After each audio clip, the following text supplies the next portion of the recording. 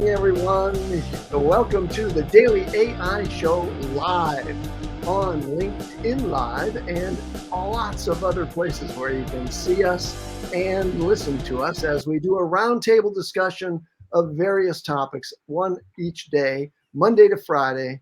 And here's the gang that we have today. We're missing a couple of people who are traveling. And today's topic is music generative AI, and lots of different applications for that. I'm not going to kick it off, but I do later in the show. I do have something to show, which I discovered yesterday, and which I think has particular application to business applications. Nice. Applications being a little redundant or possibly in that last sentence, but that's okay. So we also like to honor Junmi whenever it comes around to media, because he's deeply steeped in all of things that have to do with music, video, filmmaking. He just told us he wasn't a music expert. But he plays one on live stream. Go for it. Right, there you go. Okay, so I will take the nicely formatted toss under the bus and start this off. Okay. So AI in music, right?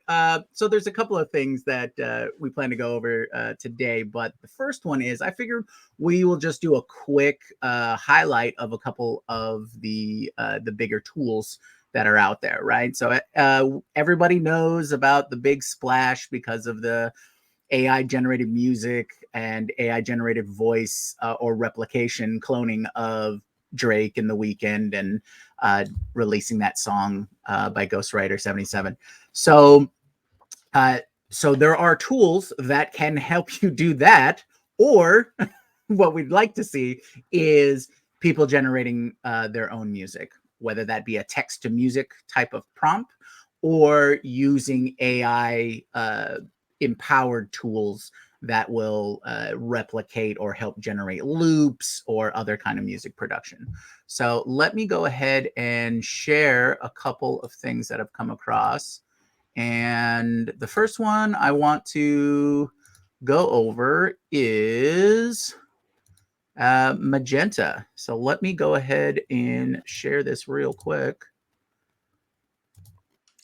For the screen. It never is real quick sharing on this platform. I gotta say, right. It always takes about another 20 seconds for us to get. That's true. That's true. All right, here we go.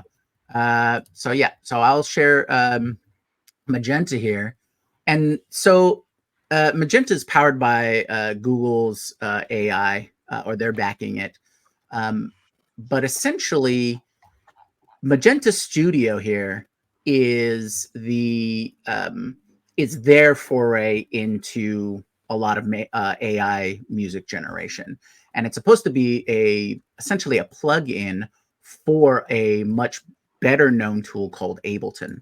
And so anybody who's done music production knows that Ableton is the top or premier music production tool. The 800-pound gorilla. Yeah, pretty much.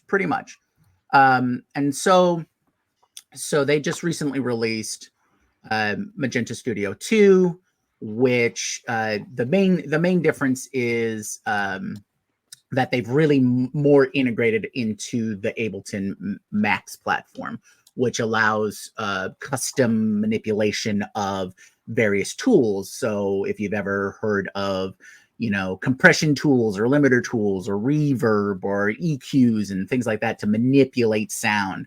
Anyone who's worked with synthesizers for synthesized voices, or who's done any work in EDM music. So, well, I guess there's music in the name, but so that's pretty much the big dog in the park on that. But there's quite a few other new tools, such as Boomy and Ecret, and of course the more recently famous Wave tool, which is more direct music generated from AI. And so try all these out, things like that. Okay. And then, sorry, got to stop this thing. There we go. And so those are rough few tools that I've come across. Now, personally, I haven't really dived into them myself. So, like everyone has said, actual music production is not my foray. I like to hand that off to musicians myself. But all of these kinds of tools does empower creatives, lowering the bar or barrier of entry to get into music creation or music generation. Especially if you really have no experience in it. So these are probably the kind of tools that I want to use to, express my musical taste as well. And that's pretty much what I have on the tools. So the parallel that I'm seeing in what we're talking about is businesses can use music generation tools in the same way that they can now use photograph generation tools, right? So that you're able to create as a non-musician and a non-photographer closer to a business use case, something that you want somebody in a field, right? And you want music that goes with somebody in a field. You can create that. Whatever that is. Well, it's what came off the top of my head. But I'm curious. I have not seen any discussions about whether copyright is if there's a similar problem with copyright. I have a point about that. Go, Andy. There was some news, I don't know, and maybe as long as a couple months ago, about musicians who used algorithms. We don't know how much AI was included in this process, but they used algorithms to generate every possible melody, literally every possible sequence of notes. And then they created a massive database of all of these sequences, and then they made them public domain. So their intention in doing that was to prevent musicians who happen through, just accident and or intention to pattern after something that somebody had previously copyrighted. They can't be sued because they can simply point to the public domain and say, well, here's the sequence that I used, and it's public domain. So that's an interesting thing that allows, I think, to a large degree, people who are generating new melodies or patterning after previous melodies, or AI using its pre-training to end up generating something that's quite similar to an existing copyright music piece. They can avoid legal tangles in that way. I feel like we heard William Love say something about this. I believe the last comment when we were kind of talking about that, it was there are ways to copyright off of public domain material. Of course, we didn't have the time then or probably now to go into what those specifics are. But William, if you're watching this, let us know. Give us some more details on what that is. Yeah. Let me jump in on that one. Yeah. Because my experience, like, I'm not a musician at all. Don't hire me to do your music. I'll point to the radio. But my experience of music has predominantly been if I needed music for a backing track for a video, for example.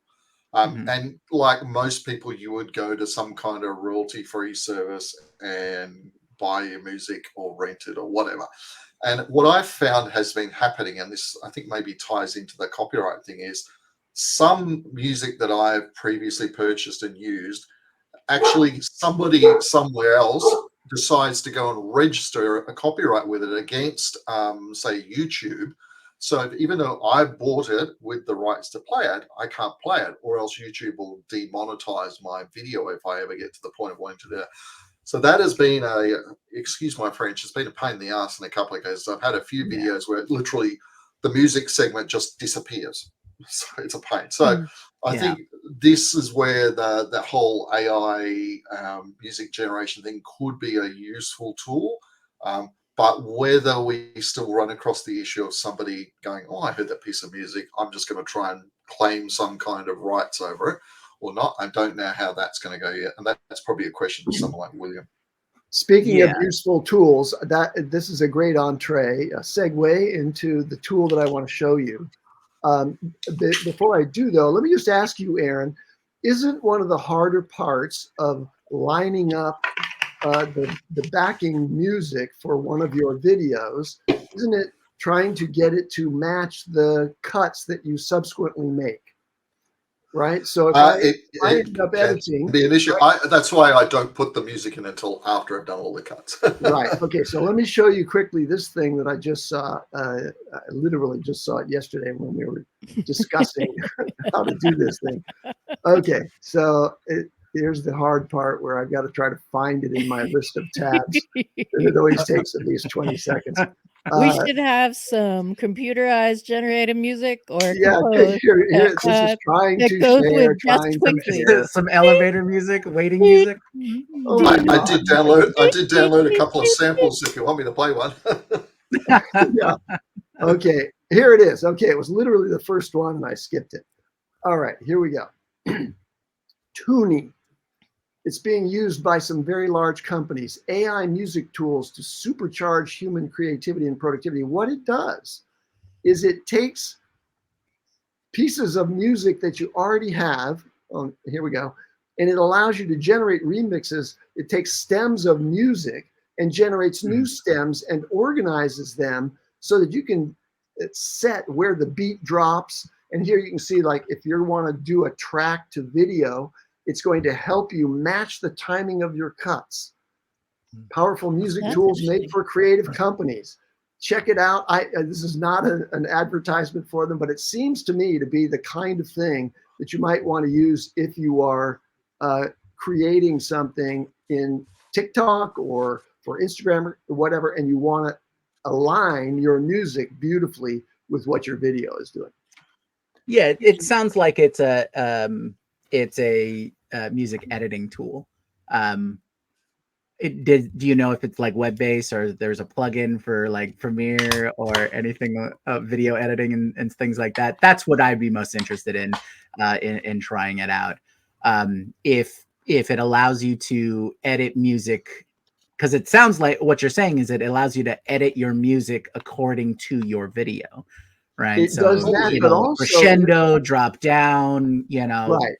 And the way the way it does BPM, those kind of stuff, is it reassembles the track, but doesn't just reassemble it with what it's not going to create a break that misses the beat or whatever, because it actually inserts generative music stems into the thing in order to either extend or delay it. So you could, if you use the EDM example, it'll basically create loops that are based on the samples that you gave it, and it will smooth it all out and make it musical. Okay. That does pique my interest. I would love to give it a shot as part of like even our own production workflow. Yeah. Because if I can use an auto editor like AutoPod or Firecut plus this Toonie to take care of music, and if it can do audio correction as well, it can gauge, the basic rules, the 0.1 limits and all that kind of stuff. Yeah. That would save a huge amount of time. Just for your reference, guys, I just Googled it. It's actually on sale on AppSumo at the moment for $29. Oof, that's awesome. Anyone who knows AppSumo, I don't know. I haven't got to that far. Yeah, 100 downloads a month, it says, for $29. Or if you want $89 a month, $89, it's unlimited downloads a month and paid ads and client work. So if anyone who knows AppSumo, it's kind of like crack cocaine for marketing software crunchers and software geeks. And everyone here knows that. It's the Steam. So, it's the Steam of the marketing world, or definitely the Steam of the AI app world. That is for sure. Carl, take us out of the poll that we're in. Yes, please.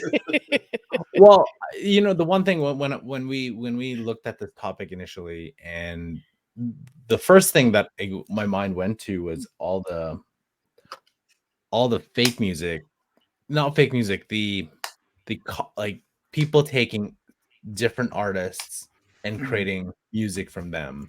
And so obviously all the potential copyright stuff that you could that people would go into. But I was saying, how much could this be a new genre of music?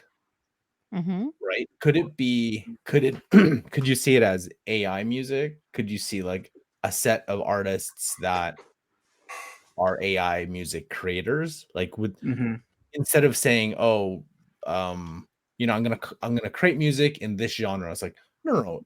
Does this open up a brand new category because it enables everybody to essentially create their own music, but now be able to pull from different styles to have a like I don't know, like is it that or is it like people just want to create music that resonates with them in the style of, say, hip hop or in the style of rock or pop or whatever combination that they wanted to. So that was the thing that got me thinking about, like, eventually will there be a Grammys for best AI artist? That's what I'm looking at. You know what? I think so, Carl. I think so. Like, okay, so this is another component of what we're supposed to cover in this show, the future, right? And so I see a whole bunch of different things, right? Number one, I completely agree that being a new genre, because people will want to label or identify music that is created in this fashion, as opposed to like just how there's digital and acoustic, right? So there will be AI generated, and there'll be different kinds of AI artists. I think there's going to be two different tracks. I think initially you'll just get the early adopters, the musicians who really want to work with the tools and build the tools and evolve those tools and generate all of that AI music, through their inspiration. But I think you'll also get the other part of AI, not necessarily building the music, but analyzing the music, applying the musical theory, just like how everyone knows about the 4 chords. And it's like the vast majority of the songs out there in popular music is based off of those 4 chords. So it's the same kind of thing. You take all of that information and the AI can analyze, well, let's build a 4-chord music piece. Let's knock out those bangers, let's generate the hooks. And then you have music composition, right? And musical theory that the AI can then start generating, or at least help generating those basic concepts.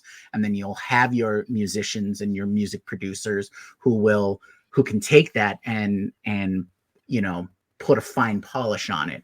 And then you'll start seeing just completely AI generated music. Yeah. And that'll be a genre in and of itself. So I think you'll see all of those down the line. And I'll let other people talk about this. But the other thing I want to talk about is the eventuality of AI performers. But I'll leave that. That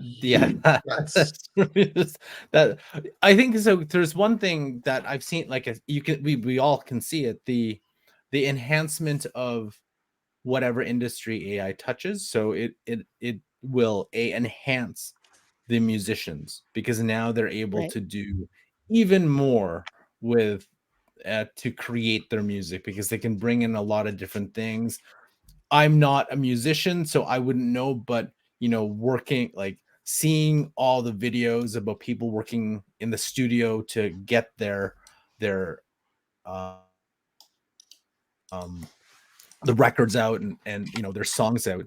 But imagine the time it would take to make that more efficient, but also bring in new things that they wouldn't have even heard about. They're like, oh, instead of like, hey, we got to get a beat for this, or we got to get this in. Like, it's very interesting. And maybe even during live performances, like, could they bring in different things where people, I follow follow a couple of people who bring trap beats or trap into like crazy things, like Lord of the Rings theme, or all these different songs you bring in, but it sounds pretty awesome. So like I can see that enhancement just along with everybody else. I think at the end of the day, if you look at any area of expertise, and I've noticed this in the marketing world, but I'm also seeing it outside of people who are experts in something, whether it's business or languages or music or computers or whatever. They always have a much deeper viewpoint, or I don't know the right word, but like they can see far deeper into the subject than the average punter can see. And so I see people who are musicians, like good musicians, are going to look at this and go, okay, this is not necessarily a great thing as a musician, but what can I do to make this more powerful? And I truly believe we will see some famous musicians bring out some amazing stuff as they get more and more deep into using this sort of thing. So I absolutely see it happen. So I want to go ahead, Beth. I just want to clarify here. We're talking about musicians, and we're conflating the idea of musician and music producer. And I think the current AI, what's happening, is a little bit more toward the music producer, or you don't need a music producer, or a musician that specializes in making electronic music in some sort of way. So there's been computer support for producers like Pro Tools, for example. Right, right. Yeah. And it's not, you all have heard me rant. I would really like those DAWs, digital audio workstation pieces of brilliance, to incorporate some AI, because what I'm looking for, I'm a decent musician and I'm a fair music producer. I'm looking for that jump that happened in the Boston Consulting Group in my production skills when I have an AI assistant, right? I want 4 different EQ things suggested for me based on what I asked for, so that I can listen, right? That kind of stuff. It's like just about there. This is really going to level up a bunch of skills that generally take a long time to master in terms of music production. So do those tools today allow you to like just click a button and say eliminate every pitch error in this song? Yeah. Okay. And that's music, that's not AI. That's just it's an algorithm that's doing it. So we react to faces and hands in photos, right? Like you can screw up the rest of the photo, but if the face is off, we react to that. Music is similar. We are hyper attuned as humans to sound. And so if we level up everything so that there's no human variation, it sounds funky. And in fact, already you have quantize, which aligns everything with the beat, and then you have a humanize, which then disaligns just enough so it doesn't sound like it was quantized. Yeah, I'm looking for more AI nuance in those. So are you looking more for a direct kind of assistant, or are you looking for something? Because right now what I've seen in the tools seems to be, here we'll handle this stuff in the background. Yeah, we'll enable you to tell us what you want and it'll do it. But you're looking more for, hey, this is my general goal. Give me some options. Is that kind of? Yeah, we're like 10.5 months in, 11.5 months into the like shift that our world has had. And I want a co-pilot. I want a co-pilot for my music production, please. Right. And I believe the phrase is soon. Don't worry. A couple more weeks. It's being worked on. Sure. Okay, so I want to shift over to the imaginary future. All right. So long ago, in 1975, 76-ish, I went to a bar in a ski resort, and somebody had set up like literally 35, 40 different little, mechano actuated little instruments, and had created sequences. And this was like, before the advent of personal computers. So I don't know how this person did it, but it was fascinating that this machine was generating all this sound, this one person kind of conducting the whole thing, not actuating himself, but it was being driven by sequences. So I now fast forward to an AI robot performing on stage a live instrument in concert with a major act. Okay, so we're bringing on a robot to be a part of this song. I want to see that soon. Oh Well, yeah. haven't we seen that already though? Haven't we seen people bring up like I I I know there was like a concert where they brought up Eminem, but it wasn't Eminem, and like Oh, Are on you video, like talking on about like display in the the back. avatars? yes, they The brought up avatars. So right, The right, right. video avatar, yeah. Video yeah, aren't avatars. we Yeah. very close to Well, No, I want a hologram robot. I avatar, want a right? live Yeah. robot with Oh, you the want a real bass robot? in their Robot. hand. Well, Right? I well, want them to play live with the yeah. people. And I think Andy, that's really, really soon, because like last week there was a release of basically a robot learning learning module, right? Like an LLM for robots. Oh, right. Because in the development of robots, you kind of have to build your own software and everything to help them learn and teach and give them vision and all those kind of stuff. But we've seen the videos that have come out where people have, they've programmed, or they've taught their robots to recognize things and make choices and manipulate things and whatnot. But one of the recent releases of this software is a standardized parameter set, right? So everyone can take that that LLM, that large language model, and then apply it to their robot research. Yeah. And since you have something like that, that's going to speed up development, right? Because everyone can work off of the same rules essentially. And so I've already seen robots manipulate objects and choose objects and make choices because of what they've recognized. So yes, just a couple years down the road, it will be easy enough to have a robot just have an instrument in its hands and then move its manipulators in the right amount of force and friction to generate the music. And based on training by listening to and watching video performances of every great bass line ever. Okay, that's what. Oh yeah, totally. There you go. Then you can do duel of the basses with your robot performer. If you want to see a prelude to what you're looking for, Andy, go to YouTube and search for Automatica, Robots versus Music by Nigel Stanford. It was made about 6 years ago. It's still one of my favorite electronic tunes. And he's just got industrial robots playing music. And obviously he's programmed it all, but that's kind of the, at some stage in the future, it's going to be able to do all of that. And you don't need this guy, but it's still one of my favorite pieces of music ever. Cool. Yeah. Send me that link by Slack. I'd like to see that. I will do that.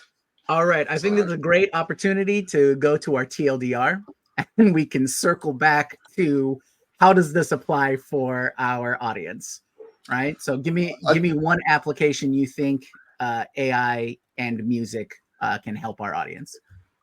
For me, the thing that I still love is, I think all of us except Beth have admitted we're not musicians.